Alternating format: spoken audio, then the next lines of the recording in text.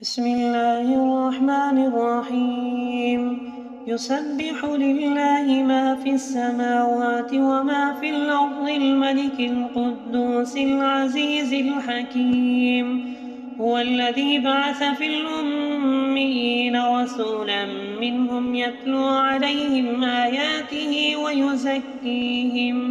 ويزكيهم ويعلمهم الكتاب والحكمة وإن كانوا من قبل لفي ضلال مبين وآخرين منهم لما يلحقوا بهم وهو العزيز الحكيم ذلك فضل الله يؤتيه من يشاء والله ذو الفضل العظيم مثل الذين حملوا التوراة ثم لم يحملوها كمثل الحمار يحمل أسفارا بئس مثل القوم الذين كذبوا بآيات الله والله لا يهدي القوم الظالمين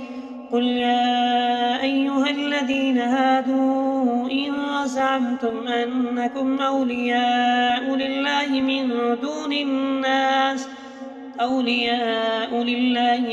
دون الناس فتمنوا الموت إن كنتم صادقين ولا يتمنونه أبدا بما قدمت أيديهم والله عليم بالظالمين قل إن الموت الذي تفرون منه فإنه ملاقيكم ثم تردون إلى عالم الغيب والشهادة فينبئكم بما كنتم تعملون يا أيها الذين آمنوا إذا نودي للصلاة من يوم الجمعة فاسعوا إلى ذكر الله وذروا البيع ذلكم خير لكم إن كنتم تعلمون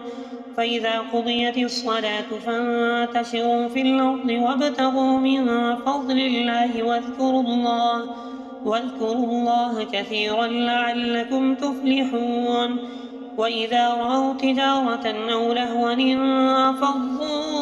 إليها وتركوك قائما قل ما عند الله خير من اللهو ومن التجارة والله خير الرازقين